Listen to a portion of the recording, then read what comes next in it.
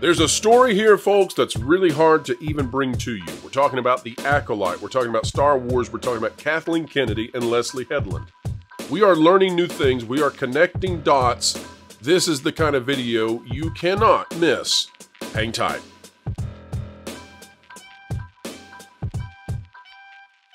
Hello, folks. If you ever thought that Lucasfilm was a place of despair and villainy and vitriol, well, this might be the video for you, because we are beginning to figure out some things that add up to a very strange series of coincidences when it comes to Lucasfilm and the Acolyte, and how exactly that show came into being, and when it came into being. It is all worthy of your time, I think, if you have been following the Gina Carano story, if you've been following the downfall of Star Wars and how that happened. This is the beginning of that journey.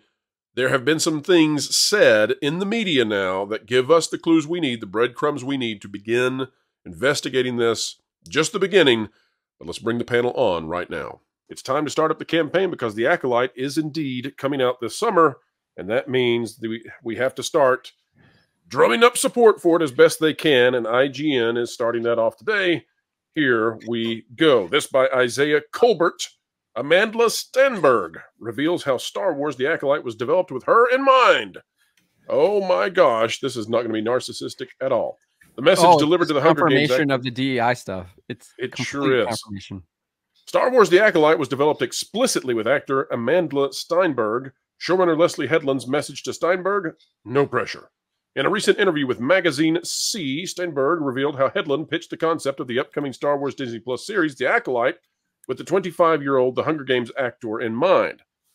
All right, before we go into this, we need to do a little history lesson for everybody out there. Let's remember that at the time that Leslye Headland was hired on at Lucasfilm, well, contracted to Lucasfilm, we're going to be very precise in our language, and purposefully so, that there were basically no pitches being accepted by Disney because it was the beginning of the pandemic. And so that was a known thing, and it was bizarre that Leslye Headland had been picked up. If all of this is to be true, then not only did Leslye Headland make a pitch to Lucasfilm and get it approved at a time when nobody else was getting pitches through to the House of Mouse, but also apparently she had somebody in mind that just so happened to be up for the job. Seems a little bit too convenient for me, unless it was all something being arranged behind the scenes by Kathleen Kennedy. Not making that assertion for sure, but just saying, start adding the pieces together and connect the dots. So often, we call them the DEI Dippin' Dots around here. It's a woke grand slam. I don't know what I'm going to do if you don't do it.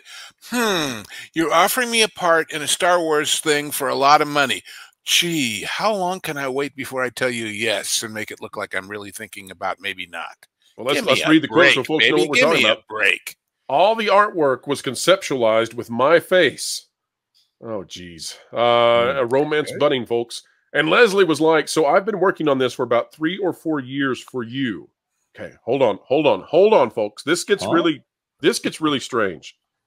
Was Leslye Headland in communications with Star Wars for 3 or 4 years? Was she in communications with Kathleen Kennedy prior to the hiring? Does this explain why she was picked up at a time when nobody else was allowed to be picked up? Was this something that was in the gestational period with Kathleen Kennedy for that long and nobody knew about it? And how far back does that go? Well, somebody get on this on the panel, because I'm just now, the wheels are turning. Leslye Headland, to my mind, was hired on in 2020.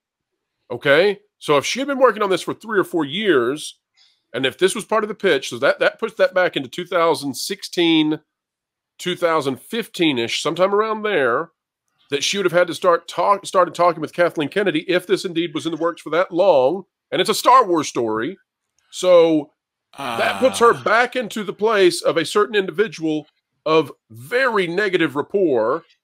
What in the world is going on here? It's a lie. What is going on here? It's a lie is what's going on, because it better be a lie or else it's damning. Let me tell you, no, there's one simple truth we have to know about Leslye Headland.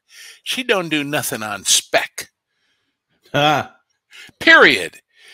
She was scheduling Harvey's girls, but she wasn't coming up with new ones on her own. She wasn't, I mean, this is, I just am spending all my time working on this, hoping and praying that maybe someday I'll get to meet this Kathleen Kennedy person and pitch it at her. Come on. But it says, if anybody asks, what was I doing in the last 3 years? I was working on this. Honest I was. Never mind that other stuff you heard. Well, isn't this fascinating though that we've been waiting, and folks, you know, this is why you tuned into the show. So many of you out there wanting to hear this story. Isn't it fascinating that now that the press is starting to heat up when it comes to the Acolyte, all of a sudden you just start adding these pieces together and you go, okay, either these are lies or there's something really sinister going on here. Because if this is true, which we're not saying that it is, you know, who knows? We've either got a liar or we've got a problem.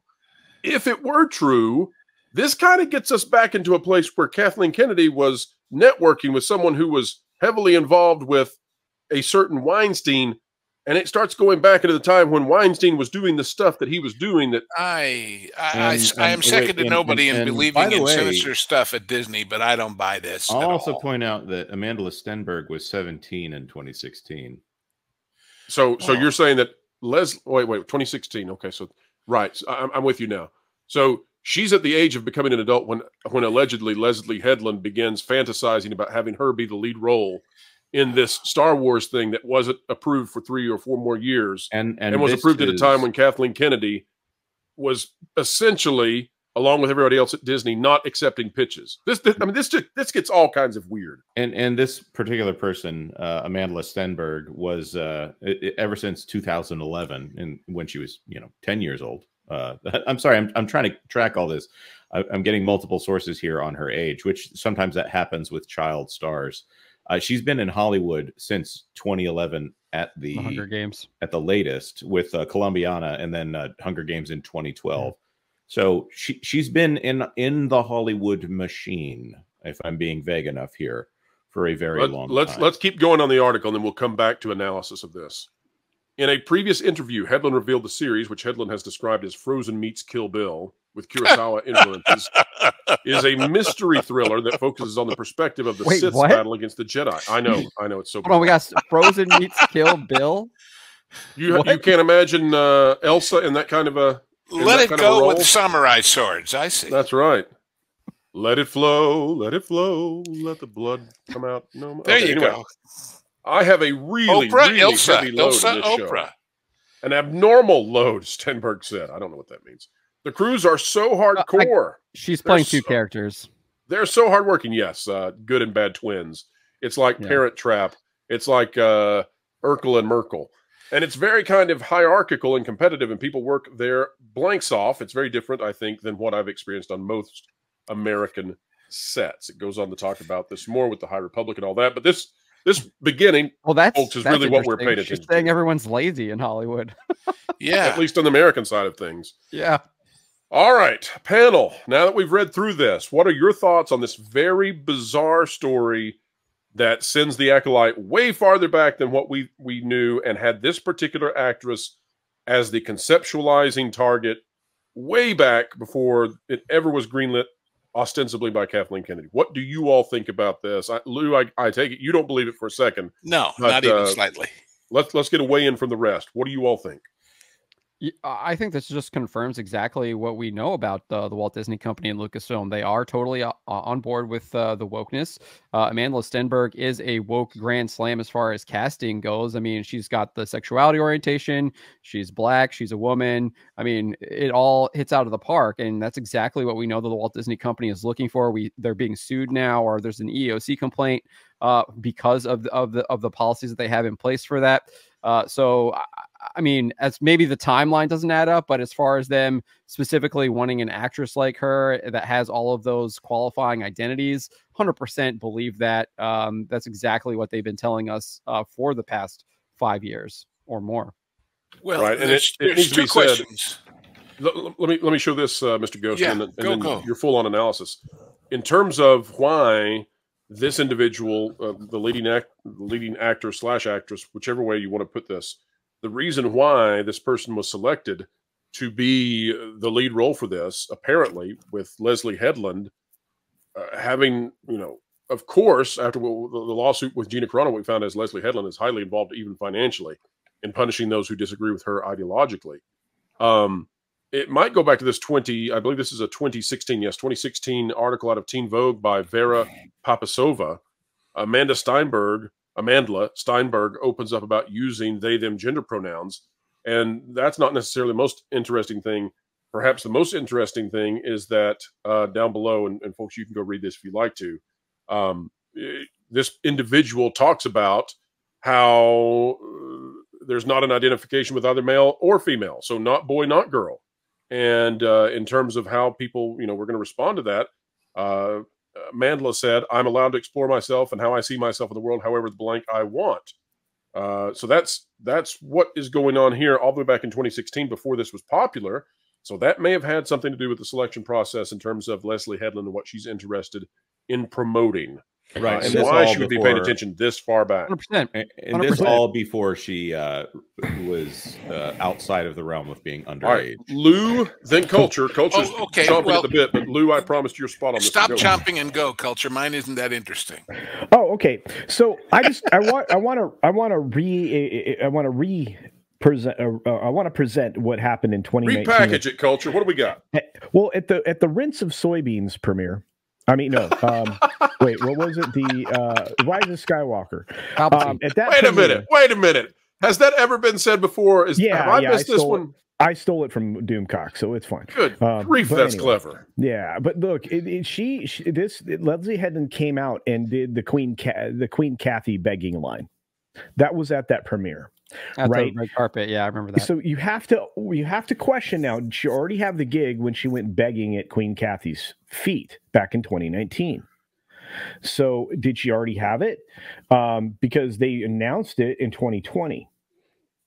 I think all of this is questionable now. Because I mean, it was in April of 2020 when the whole media revisited this. It was like it was planned, right? That this is going to be the new showrunner. She has this new show. It's going to be blah blah blah. And I like I said, I think they've been working on this far longer than we were aware, and I think that it was driven largely by Kathleen Kennedy, because I know those are the questions that we've asked, but I think that's the case. You'd have to present evidence otherwise for me to believe anything else, because this is a person of very little repute. She directed, The Bachelorette, and of course the thing, at the time when she was Netflix supposedly getting this gig was the Russian dolls, right? Russian doll. All right. Wait a minute, Culture. Let me insert this into the, because you're right on with the analysis. But consider this. Mm-hmm. So if we're suggesting that circa 2016 or 2017, right, that there was a plan put in place for Leslye Headland to be in charge of a show that would feature this individual, and that Kathleen Kennedy was somehow involved in it. And I know, Lou, you're going to dispute that. And maybe not. Let's keep going. Okay, so if that's the case, then consider that by October of 2017, all heck had broken loose when it came to Harvey Weinstein, right? So the floodgates had opened with the stories. Right. You would have thought that any sane individual in those subsequent years would have said, Leslye Headland, whether she's guilty or not guilty, whether she's got mud on her or not, she's close enough, she's in proximity to this enough that she doesn't need to be coming in and touching Star Wars. And somewhere in the neurological structure of Kathleen Kennedy's brain, that apparently did not rise to the level of saying, you know what, we're going to go in a different direction, we're going to get somebody else. What you're suggesting is that this is a multi-year process, and that this process not only was happening, but that it was happening in parallel to the information coming out about what was going on in the offices in which Leslye Headland had worked and come into power. This is gross. Ladies and gentlemen, that is it for today. But my, oh my, will we continue to figure this out, to peel back the layers of this disgusting onion that is Lucasfilm. Modern Lucasfilm, of course, it's a sad, sad change from the legacy that was under one George Lucas. Folks, that's what happens, though, when things go astray, when people go away from attempting to create great stuff, but instead turn it into a propagandistic or ideological cult. And that's what we think Lucasfilm is. Sorry, Lucasfilm. That's just our assessment based on what you have been giving us, which is, well, a cesspool, not cesspool. You get it. Never mind, folks. It's a bad joke. All right, like, share, subscribe, click it, stick it to the algorithms. It's the notification bell. Drop a comment down below. Let us know your thoughts about this very first step into uncovering what bizarrities have been happening. And folks, wherever you are and whatever you're doing, keep learning, keep growing, and keep having fun.